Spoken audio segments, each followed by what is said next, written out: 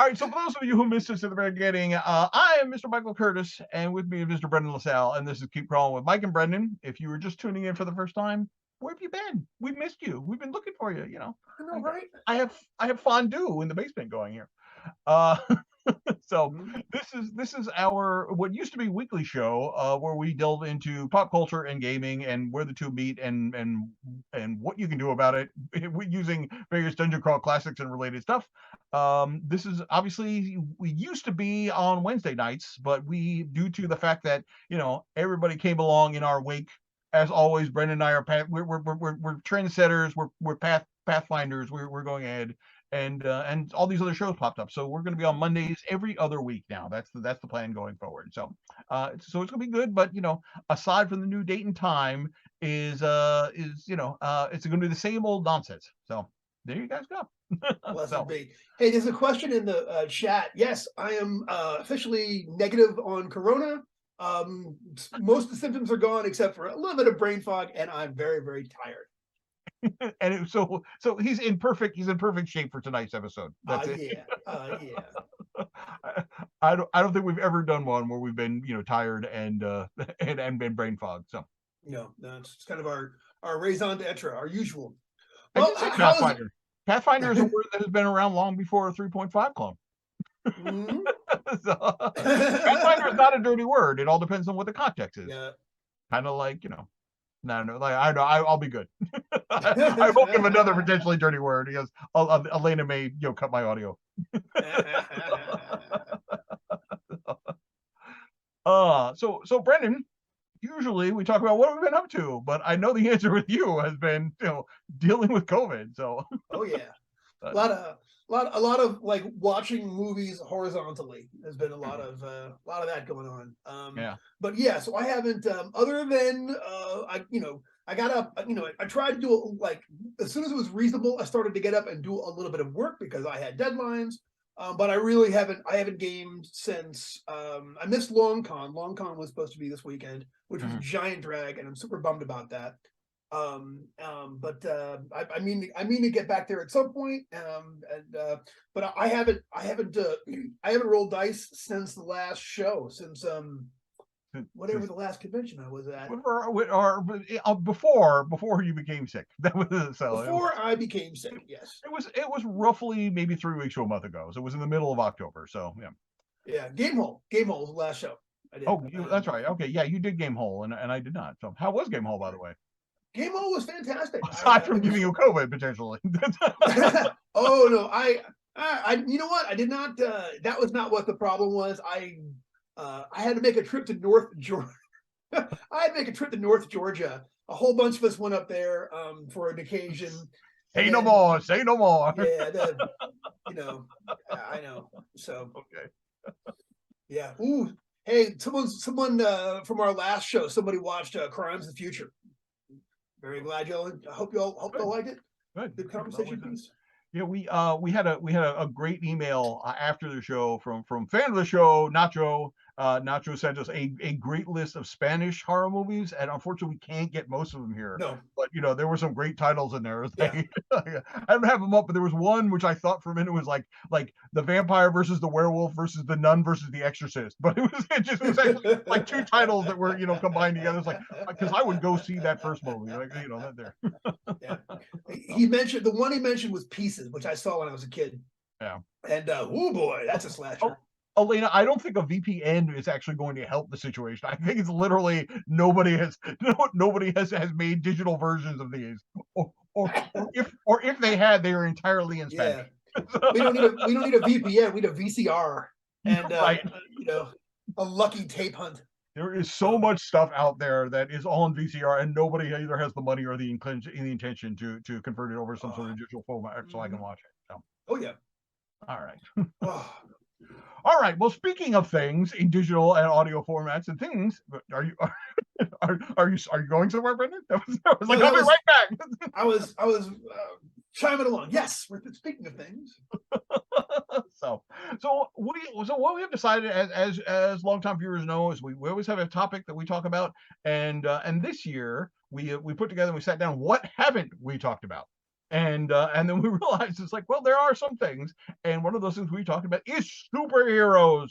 Superheroes in gaming, superheroes in popular culture, and we being on the cutting edge of trend setting, we figured it's about time we address the elephant in the room. Considering considering we've got to the point where we, as a culture, we've tired of superheroes. So it's we've come here tonight to bury them. Apparently, that's the plan. so so I it's interesting because I've been thinking a lot about this lately, Brendan, and I realized that like you and I were Generation X, so we are actually, although superheroes are they're older, I would say that Generation X is the second generation after kind of superheroes became like a big part of popular culture. I mean, Sure. I think like the boomers like that was still kind of like there was still kind of the cowboy, like the Western film was still going on, and World War II, of course, you get Captain America punching Nazis, and you get some Namor and stuff running around that, but it wasn't really until like the late 50s, early 60s, which like once you get like pop art, like you get like Warhol doing, like who did like the big famous Silver Surfer one, I know there was like Yeah. but you Oh, I know the can't one I'm remember. talking about. I Yeah, think yeah, yeah. Oh, yeah. at that point, that's when it kind of entered into popular culture to the point where we have today. So going on that, do you recall like what your first experience, what your first introduction to like superheroes were? Do I I mean, do. I do. So I was before comic books, before everything else, Saturday morning TV had the Super Friends. And the original ones with Wendy and Marvin and that dog whose name I can't recall. That was Dynamite. pretty, yeah. It might have been Dynamite. Yeah. No, Oh, Dynamite was Blue Falcon's dog. He was oh, right. Okay. yeah. Um, I know, I know, right? Which I do remember that too. But that was my original one, and I was instantly sucked in. Like I guess like most kids my age, and was such a fan of like you know just watching superheroes run around and do anything was just amazing to me. So because like my early comic book stuff, the two comic my dad collected two comic books. He Okay. would read them a couple of times, and then he would give them to me, and it was Savage Sword of Conan and Jonah Hex. So that was my earliest comic book experience. Wasn't I'm actually sorry. What was the other one? What was the other side? Jonah Hex. Oh, Jonah Hex. Okay. All right. Yeah, the famous Wild West bounty hunter slash sharpshooter who would just Josh Brolin me. movie.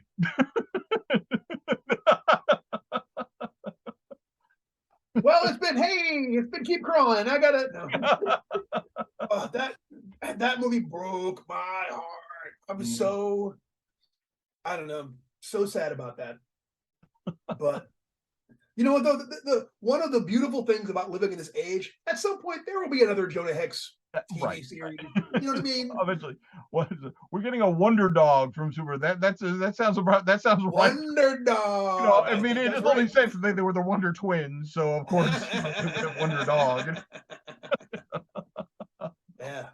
So, I have fond memories of the Super Friends myself, but I think about it, my introduction to superheroes was actually even more obscure, and it was for a certain sec. Like I don't know how widespread it was, but when I was a child, there you watched Sesame Street, and then after Sesame Street, there was a show called Yeah, You're Getting It, Oh the Electric wow. Company. Yeah. And the Electric Company used to have little Spider-Man, like live action Spider-Man. Yeah. Spider-Man didn't say anything. He would just like run around, and he would like do his spider thing, and then they would just throw like a black cargo net over people, and like that would be like his spider web stuff and everything. Oh yeah. Yeah. That was like that's the first memory I have of like superheroes and pop culture. Like I had no idea of like of like I knew Spider-Man was like a superhero, but I wasn't exactly sure like all the details behind him. So that was my first introduction to like the wilder world of superheroes. And of course afterwards, then there was there was Super Friends and all the rest of that stuff. Mhm. And so it's like my growing up, my dad, like his best friend from high school he was like career army. So and he was stationed in upstate New York, and every now and then we would go up there and visit him. And he was like his mid 30s when I was a kid, And I don't know if he had a subscription or if he got them at the PX on the base or something like that, but he would read comic books, and he was like a comic book collector. It was kind of like your dad, like, he would read it, and when he was done with it, he had no use for it, so he would just put it in a box. So whenever we would go up and visit him, like, he would just be like, "Here, Mike, have a box of comics." So so it was Oh, like, hell yeah.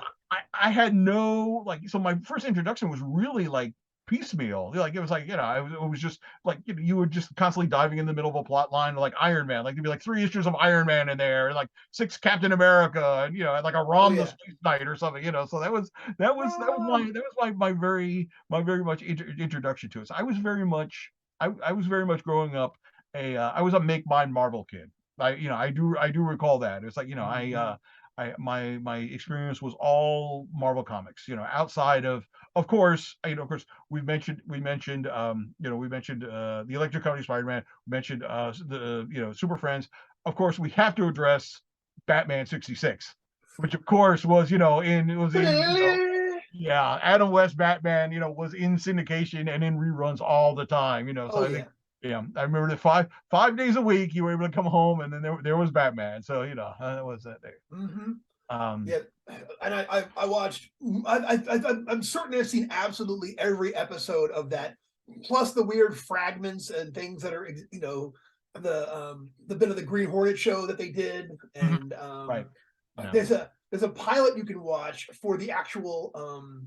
They were going to do a Batgirl spinoff show, and her first enemy was Killer Moth, and it was like, oh, it was they fight in the library. It was terrible. It was really like, Talking of somebody we were speaking earlier, somebody who sounds like they were on the Tick. They were one of the.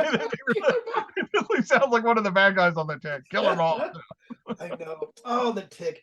We were getting prepped by talking about the Tick this morning, y'all. The Tick was see, no, that was much later. Obviously, I mean, I was working at that point, but like, yeah, me and my roommates every week caught the Tick. Still, Yeah.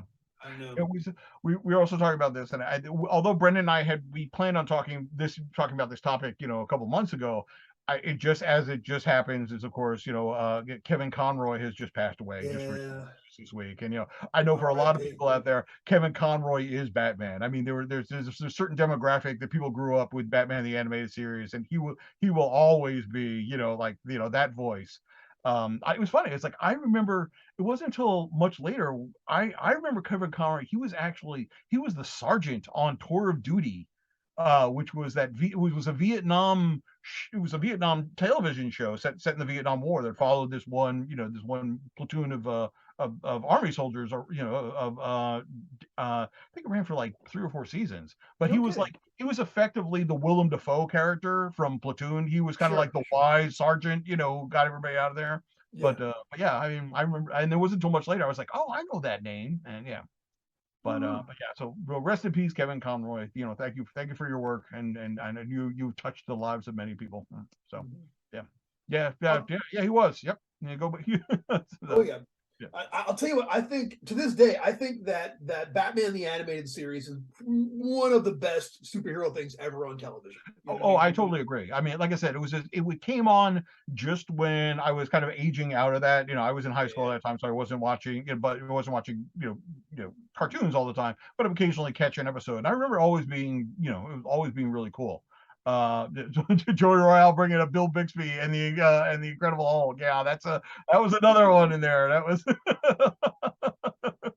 In fact, Do, do, do, do.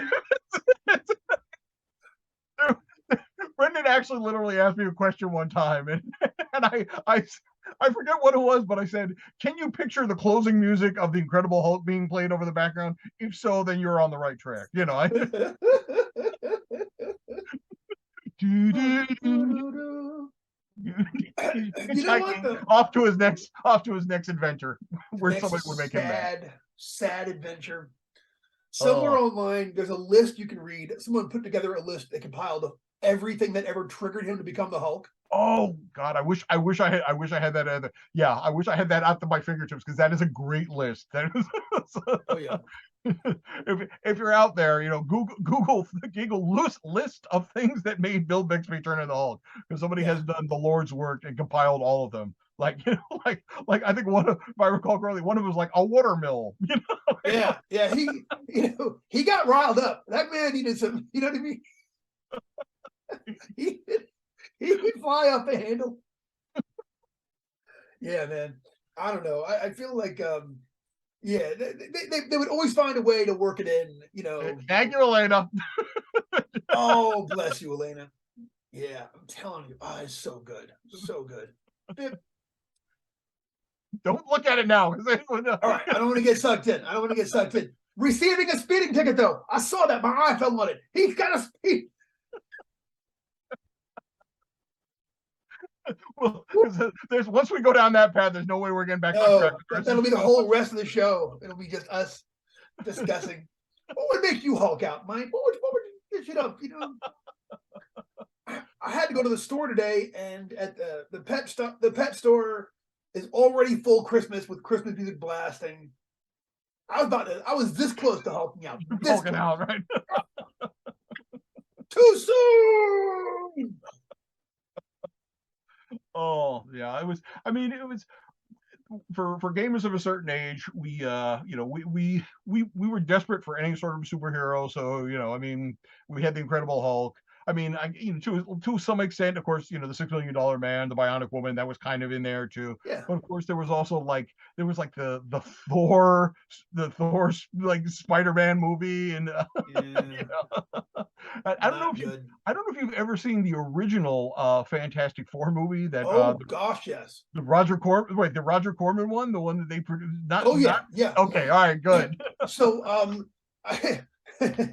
So I'm a big fan of this movie called Lush Life, which is Jeff Goldblum, Kathy Davis. No, not Kathy Davis. Gina Davis?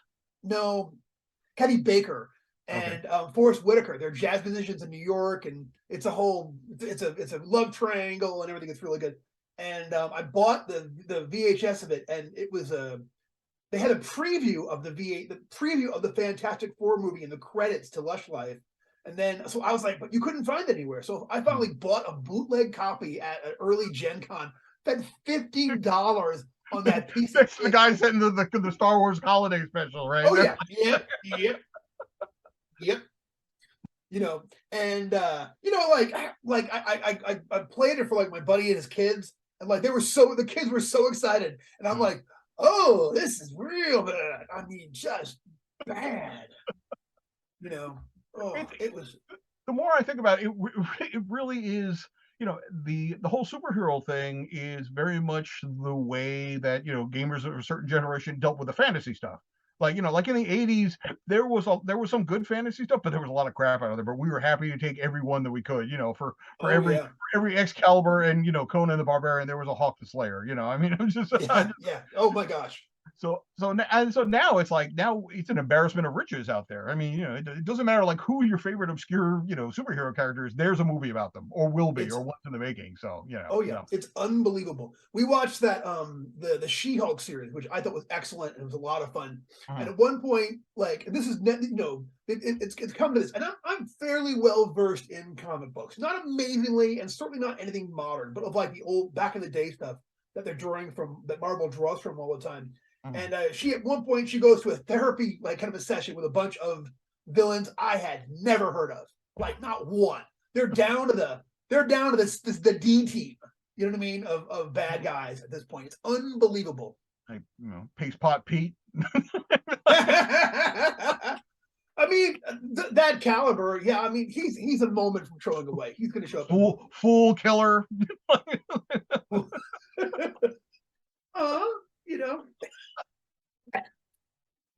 Oh, all right. Fool killer. It's a good show. I broke in Brendan. We're 20 minutes in. All right. Well, so all right. So kind of with our background fairly established in popular culture, let's get into gaming. So I know for a fact, I'll let you go first because I know that you're a huge fan of a certain certain superhero role-playing game. So you want to talk about that? Yeah, absolutely. Came across it at Waterloo Hobbies out on Long Island. I think it was in Syosset. Came across Villains and Vigilantes. And I'm like looking through it and going, let me get this straight. This is a role-playing game like my beloved Dungeons and Dragons where I can play superheroes, immediately picked that up, and like that actually was the first game I ever GM'd, was Villains Okay. Vigilantes. So like, I'm sure we made mincemeat of those rules. Like, just did not do a great job with them. But loved the game, loved character. I could spend like a weekend just sitting there making up heroes and villains for my campaign. I'm sorry, I still love it. I still love V&V. And like classic V&V is one of my favorite of the super old school games. And yeah, I played when I went off to college. V&V, since it was, I basically took myself in a little car, and V&V was the only game I took with me to college, because it was you only needed the one book and dice. So like almost all of my college games, there's this weird like bubble of like New Orleans Loyola people from the 80s who played only one role playing game ever, and it was V&V with me. That going on, considering you went on to design X-Crawl, the leap from one to the other isn't very surprising whatsoever. I think it's fair. when you said Village of Vigilantes was the first game that you ever game mastered, it was like, well, and then, of course you would go on to create X-Crawl, because Totally there are fair. great similarities between the two. I like to think so. I mean, it certainly was a big influence on me, and it's very, so you had full random character generation. Okay. So like, Mhm. And one of the best things about it was you rolled not only for your powers, but also for the number of powers you got, So like literally we could sit down at a table and you could make up, Superman, and my guy would wind up being, low rent Batman or whatever, with like one power and or a gadget or whatever. And that feels very comic booky to me, where those two people can exist, the mega being and the two-fisted justice defender of good, who is just out there giving it his best. They can, exist in the same adventure and both be relevant. You know what I mean? I've always liked that. I've always been a big fan of that kind of up and down nature of comics, where yeah, there's for a while the Justice League had the Martian Manhunter and Black Canary. Like not even, you know what I mean? Not even, Right. But good stuff though, man. Yeah. I don't know. To this day, I've never played Villains of Vigilantes. It was just one of those ones Sure. that I think it was just, I get kind of very much how growing up, like I was a big Marvel fan. I was also, when I was introduced to gaming, just because they were the 600-pound gorilla, it was all Sure. TSR stuff. It's like I didn't really have a lot of exposure to the stuff that was being out there. So it is, of course, a little surprise that when Marvel Superheroes was eventually released, I mean, this was mid 80s, and I'm going back, and I was reading comic books of the, I think 85, by what I was able, what some of the covers that I was able to go. I think 85 was when I started buying comic books with my own money. Like, like I had lawn mowing money at that point. So it was, so I was able to get on my bike and ride up to the variety store, which was about a mile or so from the house. I would be, get like a stack of comic books for 25 cents. I would get a box of Red Hot candies and a bottle of Crystal Cola. And then I would ride those back and everything like that, and I would just devour all three of them for the afternoon. So yeah, That's awesome. So obviously when Marvel Superheroes came out, I had more of a background to it. So I was like, okay, we're gonna try this thing out, and of course, some people are always saying that, FASRIP, I mean, that whole system, feeble, average, superior, excellent, like all that whole way, the first kind of color chart, which TSR really went in big. I mean, that was just such a great game. I mean, to this, in fact, I was having a discussion with this at a convention, maybe we were even talking about it, but the maps that came with with Yeah. the Marvel superhero map, like it was like the maps of the streets of New York, where you could literally have your superhero barrels, and everything was like in an area. Like you can throw somebody 3 areas, then you can count 3 areas on that.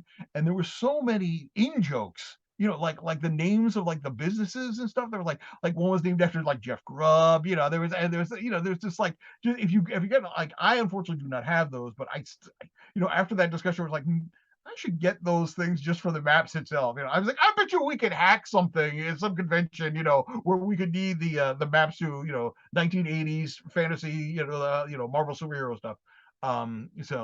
Yeah, so big fan of that. I love the randomness of like the Marvel, like the basic set. The yellow box is like, you played like pre-generated Marvel superhero characters. It's like, you'd be Captain America or Captain Marvel or the Thing or Spider-Man or whatever. And then like the advanced version came out. That's the one which actually gave character generation rules, and that was all random. Oh so yeah. you know, so I remember rolling up Light Show, who was my character, who was he ended up with like light bending powers and all the rest of them. And one of the greatest supplements for Marvel Superheroes Camp was the Avengers Assembled one, because not only did that give the stats for like all the Avengers in their very incarnation, there was rules for establishing an Avengers franchise. So like Wow, that's you cool. could you could be like the Detroit Avengers, and of course this was the '80s, so we were all watching Miami Vice, so we ended up being the Miami Avengers. Ah, nice. So, Very cool. and there was not nearly enough drug bust going on in that game, but that's where Light Show ran around. I don't exactly remember who was helping that, except for the fact that my friend Joe Balsamo was playing Dar from Beastmaster. so, so in some timeline, I don't know what Earth this one is. I don't know if this is That Earth is so 975 funny. or whatever. Dar the Beastmaster became an Avenger for a little while in Miami. So, In our DC Heroes campaign, uh-huh. which I hadn't thought about this in years, but we finally talked one of the guys in our gang to trying a role playing game, and he agreed, but he wanted to play Hawk from A Man Called Hawk. Okay.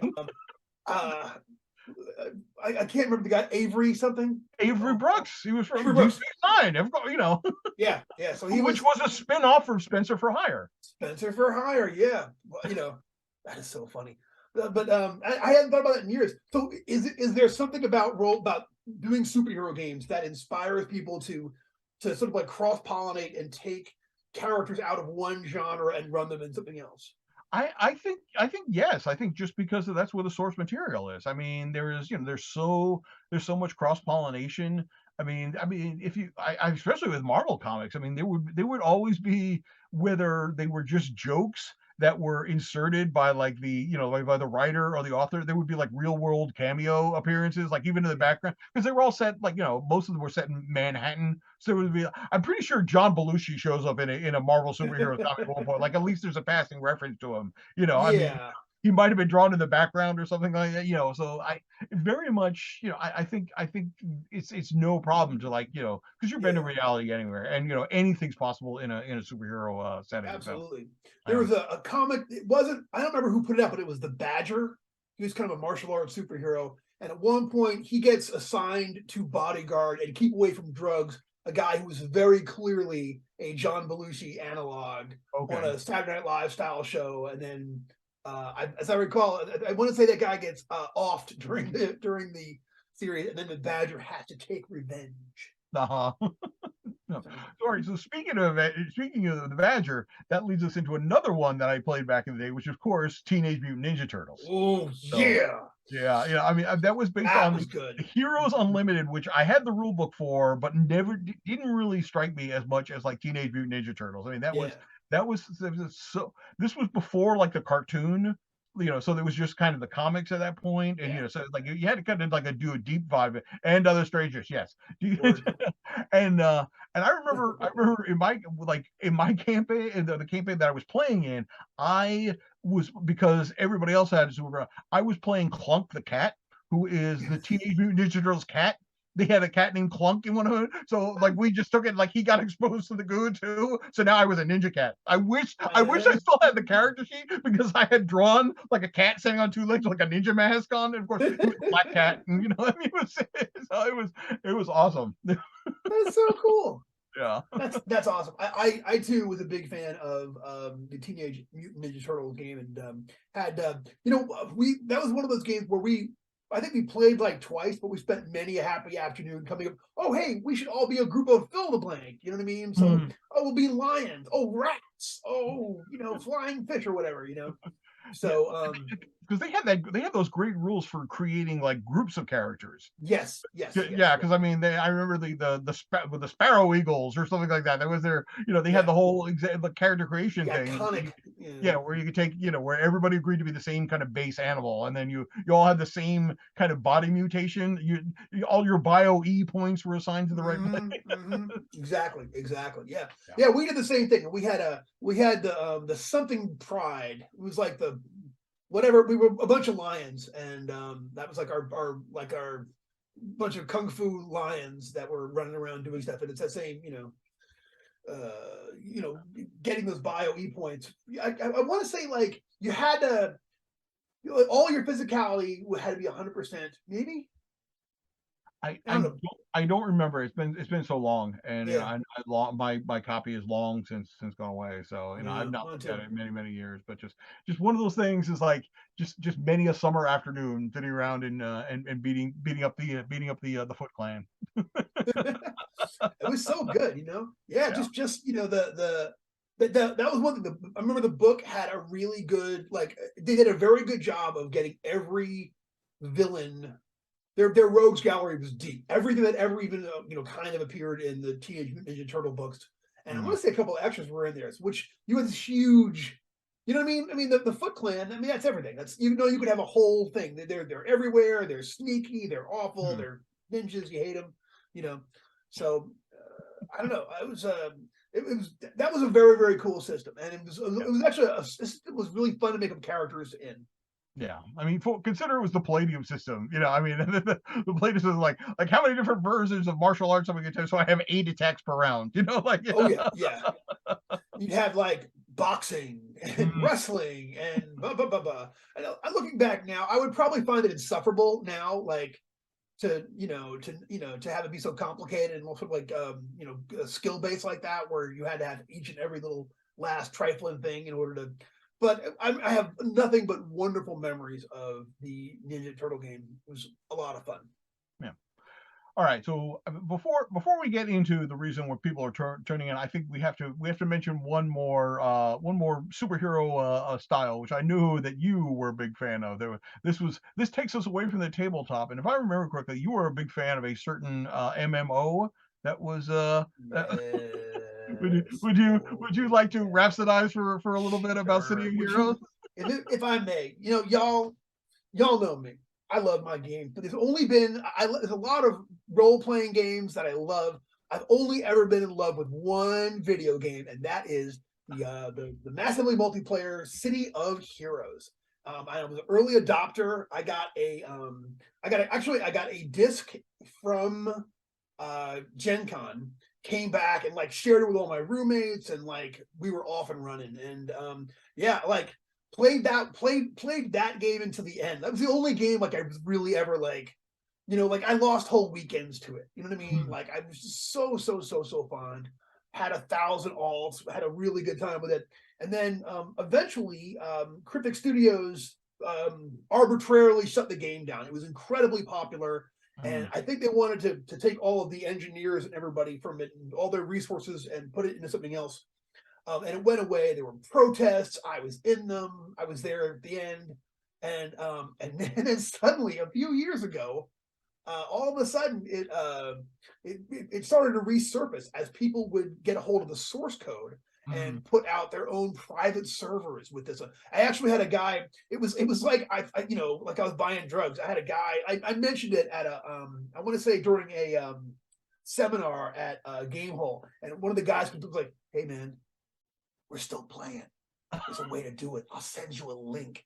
You know, and he did, but I didn't have a good computer at that point. And then, like right after that, is when they got outed. Like somebody went online, and they were like, they're doing. I think he got kicked off for being awful. So we decided he would go ahead and out everybody. Hmm. And now it's like this above ground underground thing where there are Yeah. multiple servers. They all do their own thing, and And I've played as recently as 2 hours ago. Let's say that's to be fair. So sorry. So from the days of yore. So who was your superhero? Okay. So my big superhero is Warp 9. My speedster was my original one, and Warp 9 was the terror of like just like the super fast one. And then I got a plant guy called Kid Kudzu. I'm on there with, and I'm very fond of the really obscure clone characters. Mhm. So like there's I have a 2-gun martial arts scrapper on there, which is Angie Tribeca from the Angie Tribeca show. That show's hilarious. I recommend it to everybody. It's like it's the predecessor or the successor to like Alien or Airplane and Mhm. police. Top Oh, what was secret for the files of police squad. Right. yeah, Right. police squad. Yeah, yeah, yeah. So yeah, so which and she's super fun and like I actually have the. Have you ever seen that one? See, one of the jokes is that they have Detective Hoffman, who's very clearly a German Shepherd, but he's Mhm. in on all their adventures. So I actually have a German Shepherd, Lieutenant Hoffman, that runs around with me. Yeah, still. I I I I never played Cities of Heroes. It was one of those ones that I had heard about, and I remember getting in discussion with a friend of mine at one point. It's like, okay, all right, if you had to play if you had to play, actually came into more like if you had to create a superhero character now, like whether that be, what would it be? And I settled on that. I said, on okay, I would play the shambling bog beast character, because there's a long, of course, you have Swamp Thing, you have Man Thing, you have the Heap and everything. And I said, but mine would be from the suburbs. And so, so like he would be something.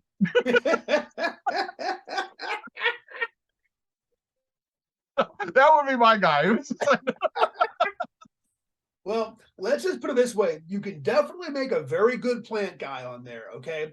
And if you're ever interested, you've got a rich uncle on the video game. I will, it'll be like, you know what I mean? I will just drop so much money on you the first day you show up. Like, here, have some influence.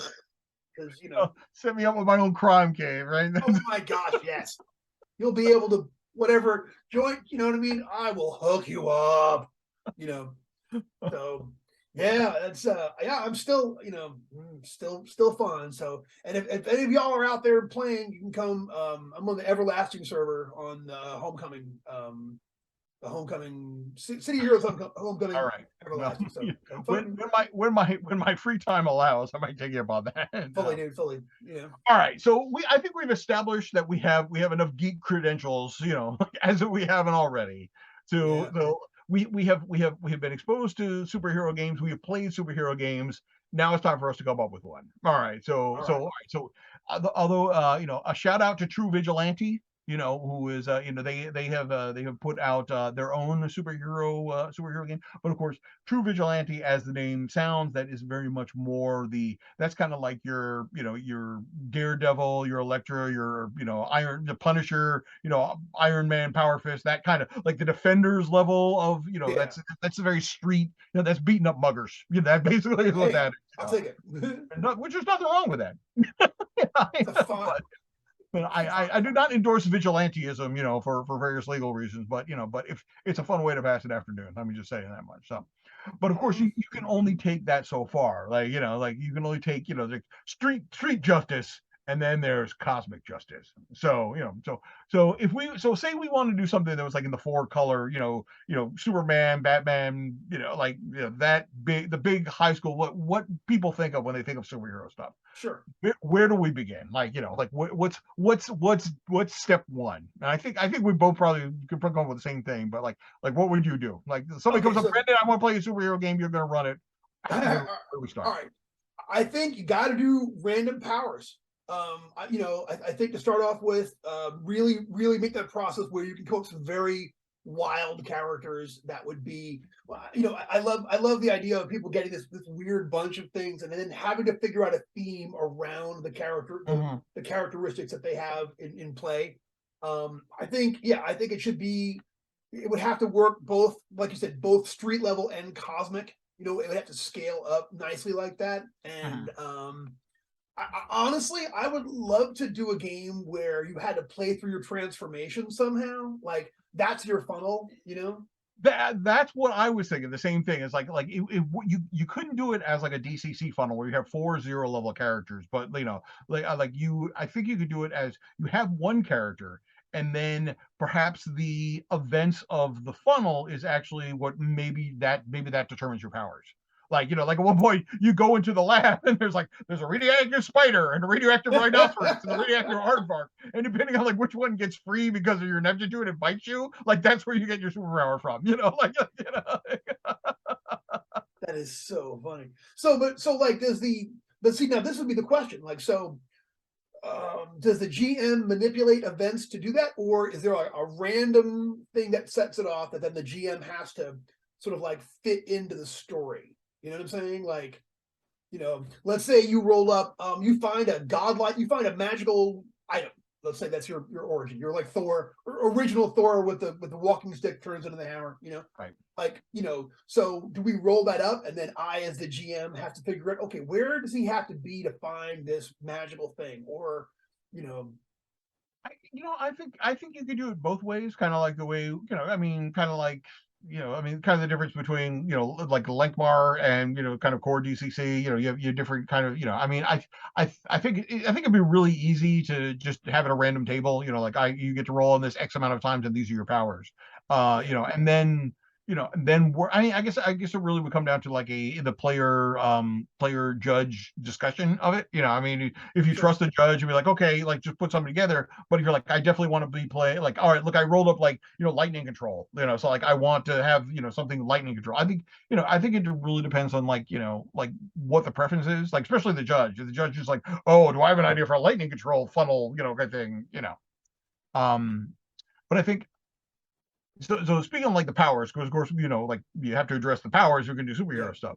Like how, like what would you do to decide the powers? Like, I mean, because I think obviously the first thing to do would be you open up your DCC rulebook, you open up your MCC rulebook and everything like that, and you just start cherry picking various spells and various like Things mutations. that would do it. Like Yeah. those would be the basis of the powers. Okay, so imagine this. Okay, so Mm, imagine if you create a table for every power. You know what I'm saying? Let's say mm, you have one of them is super strength.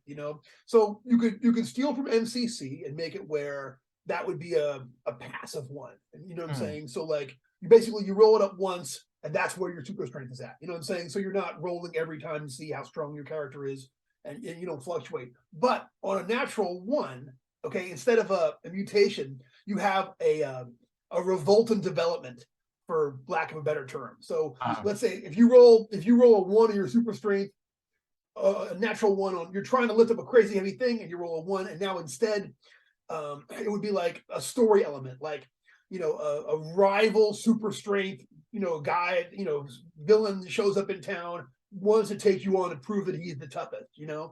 or you wind up, an innocent bystander gets hurt, triggers a revenge thing against you, where you're going to have to, do something like that. All right, I can see that. Here's a thought that I have. Like if I had to do this, what if okay, so you have your you have whatever you have like your water breathing spell, and then you have your pyrokinesis mutation or whatever. So you kind of assemble these together. What if like you could? What if you like you can determine what superpower you have randomly, but once you determine it randomly, you have like X amount of like instead of rolling to determine like what like the baseline is, like you have X amount of points. So like you have say like you would have to determine like depending on what what the power level of it is, but say you have 50 points or whatever it is like that, Okay. and then you determine that you have like lightning, lightning control and water breathing and super strength, and then you have your 50 points, and then you kind of assign them to each one. So if you really want to be like if you want to be Yeah, like a yeah, yeah. brick, you dump like a bunch of those into strength. So like your baseline is like 28 or whatever it is. Like that Yeah. is, and then so your lightning control is a little less, and your water breathing whatever is a little less than that. That's really good. Yeah. And then so that's always what the level of your power is. So Yeah. you can kind of scale it that way. Like the judge can scale it that way. Like I don't want anybody to have like a 36, in like like mind control or something like The that, but like size you, 24 yeah. might work. But Yeah. then I was thinking that, I mean, so you wouldn't roll like anytime you wanted to use a power, you wouldn't roll to determine how well you do because superpowers are kind of like set, in like the source thing. But I was thinking about this, is like you could still do like you can still do kind of like a spell burn thing, where like if Yeah. if you need to amp it up, like you really do need to like Superman, you really need to get that giant, the giant, like the Chrysler building is falling on Aunt May and you have to pick it up. You could burn like your stamina or your agility or something like that to kind of to bump it up to a higher level, of course, and that kind of represents the fact that you've exerted yourself, like Yeah. right after that, because and that's when Doc Ock comes in to kick your ass because he dropped he dropped it on you. No, So I like that. And maybe you could even work in something like okay, well, two things. One, okay, I love the idea for getting the full amount of power, like full amount of points that you would mhm. then, have to decide where your power is in. But what if you did it like where any remaining points you had, you could use those whatever leftover points you have to get other advantages that wouldn't necessarily be superpowers, but that would also be in the superheroic thing. So let's say we roll it up and I'm like, well, I'll be very athletic and very this, but I'll have a secret lair. I'll have a bunch of money. I'll be an inventor. I'll be a, Right, you so know, it's almost like Benisons and Dooms from DC's medicines and Nightmare. doom style. Yeah, yeah, And yeah, then and you could take Dooms, which were maybe they give you more points or whatever, or like if you get X amount of Benisons, you have to take X amount of Dooms or stuff like that. So you do have the crime cave, but of yeah, course now you have an arch nemesis, who's worth like a 5 point arch nemesis or whatever like that, whatever that translate. Maybe that's 50 points of like superpower points for them or whatever like that. I don't know, like whether like secret identity, it's like yeah, secret yeah, yeah, identity yeah, is yeah. worth a lot of points, but if you get exposed, of course, All hell breaks loose. but the other thing I think is like if you have it like if you have like all your power is like a set level, like like your baseline is always like 32 or whatever it is like that, or that you could do stuff with like your like with your Achilles heel, like say Superman has like a 32 in strength or whatever it is, like he's heightened strength 32 whatever like it, but like when he's exposed to green kryptonite, like he has like a minus 30 whatever to his strength, like maybe Yeah, that flats out, and then that can like, or the color yellow, when exposed to the Green Lantern or something like that can literally and mechanically drop your spell check, like your power level on all your things, and make it that way like, oh crap, like so yeah. like there goes my super strength, I don't have any of it right now, I'm out of I love that. I think yeah, work all of that into the character stuff from the beginning, and then have like, make it one of those quest for it kind of things where like if you maybe you have to go to a secret laboratory to to regain your super strength after you've been exposed to whatever. You have to go do something heroic. That could Mhm. be really neat. Yeah, I mean, and I think also that way, if somebody wants to be like the Doctor Strange character, Oh sure, yeah, you're just like a wizard, and like and you can you cast all your spells or whatever like that. Like maybe you do have like a baseline magic missile or whatever, or and then you just start pulling, you can just start pulling stuff directly out of, you need a super robot, you can find one in MCC or something like that. I mean, there's need to fight Godzilla, well, you just start rolling up on sure, dragon tables. I mean, you have a lot of built-in things going on there. I mean. absolutely, yeah. So all right. So if you how would you do anything different or special with luck if you were going to do like a superhero thing? It feels like that's like a mechanic that's wide open for something. I mean, Yeah. either if it's just luck checks on certain things, or or you're bending luck, or 'cause- Well, I think okay. So I think you have to really make it campaign based. Maybe your alignments are heroic, villainous, and whatever Punisher. vigilante. Yeah, Punisher, walk the line. Hate the Punisher, but like so maybe whatever it is, you make it very much based on that. So if you know rescue innocent bystanders, it would definitely be like luck points. It would definitely be like all of that. But like how to make I could see, like, imagine every time you sit down at the table, you have to make a couple of luck checks off the bat, and if you fail those luck checks, then Oh, oh, like if you're playing, say you're playing a Spider-Man type, oh, that means Doc Ock is now going to show up because you failed your luck check. One of your big bads is going to show up, or one of your you know one of like your other like people or one of your allies is in trouble. You got to go rescue him. right, right. Yeah, I mean that could that would be interesting. And I can actually see it where one of the ways, like one of the ways that you spend luck, you can get luck back, but you get luck back by taking some sort of like turn, like a consequence or something like that. Like oh, I spent all my all my luck. I need to top my luck pool off, and it's like okay, all right, you can get 5 points luck back, but Doc Ock is now engaged to Aunt May. It's like, and then you have to deal with that. It's like Yeah, you yeah, get the yeah. luck back, but then you still have to deal with the consequences of it. Like you That's could, awesome. yeah, Yeah, like you could go ahead and pay in advance by getting the classic comic book. There's somebody in town. He's got your powers. He's dressed just like you, and he's robbing liquor stores. You're like, oh, 5 points of luck right there. But this guy's going to show up, and now J. Jonah Jameson's mad at you. You know what I mean? And he's a menace. you get 2 points back, but you have to attend like the opening of like the new, Starbucks. Like you have to have the photo op or like that. No, and of course, while you're doing that, the something is knocking over the bank downtown. This something, dude. The name of his letters page would be a little something something, which I just think would be awesome. He'd be like reading it. He'd be in the swamp, like reading a thing, like. Well, I think to give credit where it's due, I think my friend Dan, his follow up character or something would be the Fang. It's like, and I think the Fang turned into Miss Fang. Like that was. Oh yeah. They should have a kid, and that would be Sweet Thing. Like she'd be the scrappy, the Generation Z. All right, so I like that. I think we have like a solid basis for something here, like at least establishing powers, and then like, Yeah. all right. So all right. So now the question is like, all right, setting wise, like, so do you do something which is like, do you do something which is like a single city? I guess it will probably depend on what the power level is, but like Yeah. like because like Spider-Man pretty much, he's New York. Spider-Man, Daredevil, they go out, but for the most part, man, like Batman. Like Batman is obviously classic. Batman is Gotham City, but but of course, the Guardians of the Galaxy is much something else. So like what would your preference be if you had to do if you had to do one?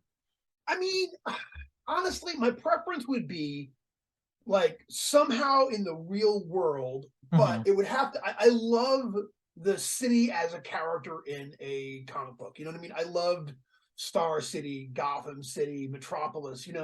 I mean, could they all have used better names except for Gotham City, which is awesome. Yes, but so I think making, for whatever reason, have an in-game reason that this one city is where it's all taking place. You know what I'm saying? Like, this is where it is.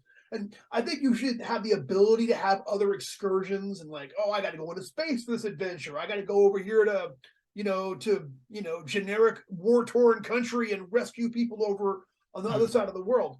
But I think that my preference would be to have there be a locality that would be, like a powerful thing. Like imagine at the beginning of the session, we all sit down and say, okay, we are the defenders of fill in the blank city. Let's come up with a name, and then we'll all, we all will work together and do like a session 0 where we're all will come up with like cool ideas for it. You know what I'm saying? And like what's the biggest monument that, like, if somebody was gonna, like, the bad guy was gonna hold hostage, what would it be? It was it's like it's like the giant statue of Roy Kroc we have down in the park. It's like, yeah. What's the pyramid building? What's the name of our red light district where all the the bad stuff goes down? Like what's our sports team? Oh, all of our sports teams, you would have to have those.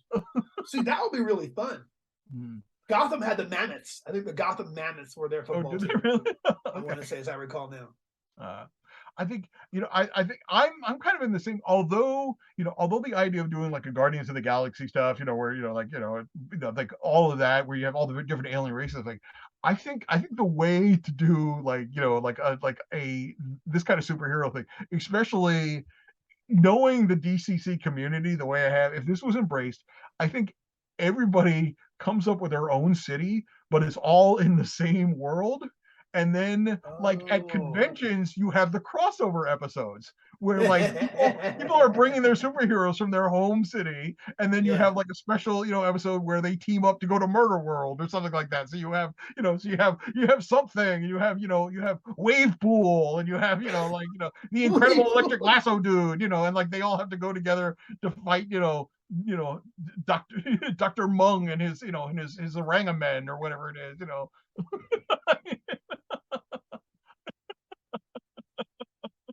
That's terrible.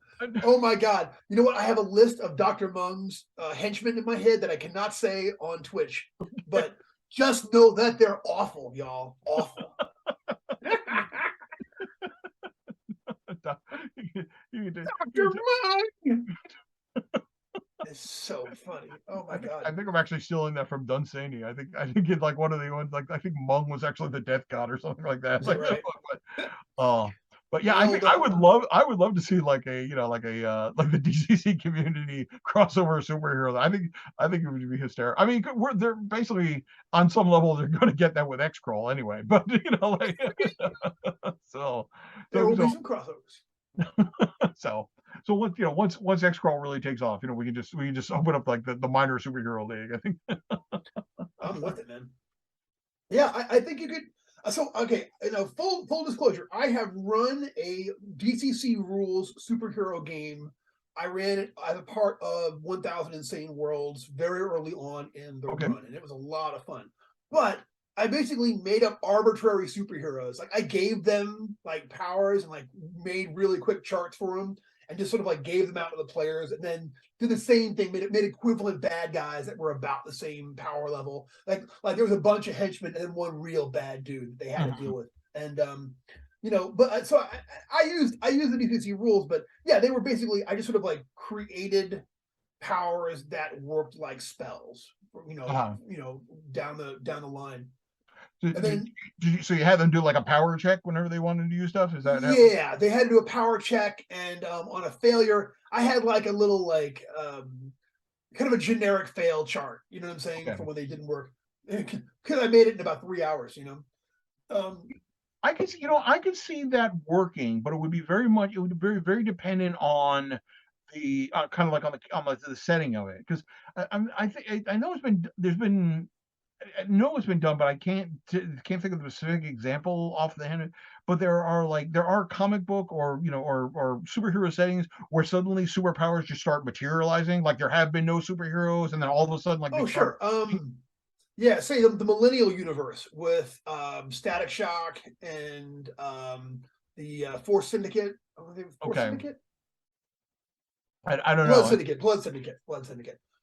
Yeah, so there was an event there, right? The idea it was really clever. There's an event there. They call it the Big Bang, where all of these gangs are going to get together in this inner city and handle stuff. You know what I mean? People are going to go there and like have it out, and then the police come over and they're going to drop this experimental dyes on everyone that will allow them to track them like back to their home and make it like basically arrest everyone who attended.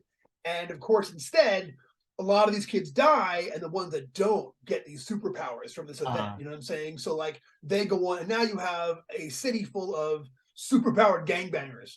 You know what I mean? mhm. And like some of whom were decided to be on the side of good, and a lot of whom soon did not. Made for a really interesting universe, All right. and they eventually crossed over with like DC and everything. And then there were aliens and the whole 9 yards. They added other components to it, but that was the initial kickoff of superpowers. Mhm.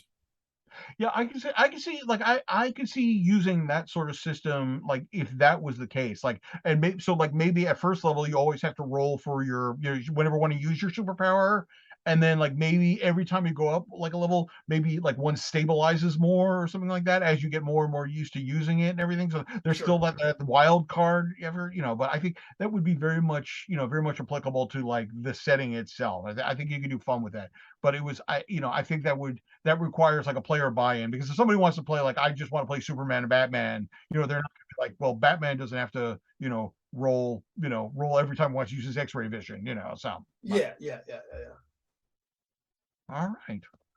Well, you know what? Believe it or not, Brendan, another hour has passed us by, and Oh, how is it? How do we do this? I do not know. I just love hanging out so much and doing this. It just blows by every time, man. Wow. Yeah. I can't believe that. And I think tonight was one of our productive shows. I mean, we actually banged out the rough outlines for a DCC inspired superhero game in about 25 minutes. Yeah. We've got at least 2 different campaign settings for it. We've got a couple of bad guys and super villains. Like Dr. Mung. I think that's not bad. I think let's Dr. Mung. That's it. Dr. Mung. That's so funny to me. So we'll just have to we'll just have to bill Joe, for extra hours, off the clock. Yeah, Joe, it's going to be $16,000 for this evening. Sorry, Joe. Right. It's going to be a whole development fee. Yeah. So, well, hey, listen, everybody, thank you so much for tuning in, and I appreciate everyone for showing up and hanging out in the chat. And yes, Elena, you got a cut of the absolutely, a big cut, big old cut. You would have got more, but we didn't have sound for the first 30 seconds. Yeah, so that was you're getting Doc obviously for yeah. So as always, we have our show sponsors. We didn't really decide on one, so I think tonight's show is sponsored by the memory of Kevin Conroy, and I suggest everybody go out and watch an episode of the Batman the Animated Series, in Kevin's memory. As always, like a Long Island boy, born and raised in Westbury, New York. So, all right. So we actually, Keep Crawlin is back. We've got we dusted the basements and everything. So we're going to be on a every other week basis for the foreseeable future, except if it coincides with the first Monday of the month, because that's Mall of Mike time. That's special time for me. So and of course, conventions and such, what have you. But look for us every other week. And we appreciate you all from tuning in. And was it? What do you say about these things, Brendan? So it's the catchphrase: like, click, subscribe. Okay. So hey, and if you're watching this on YouTube, don't forget to like and subscribe. Hit that bell button so we can keep sending you new and great content constantly. And thank you very much for tuning in. It's free to subscribe, and it means a lot to us. Thank you so much. Yeah, tell your friends, tell all your superhero loving friends to catch us on a rerun. So, all right, we will be back in about 14 days with a new topic and maybe some special guests. So we'll see you then. Thank you.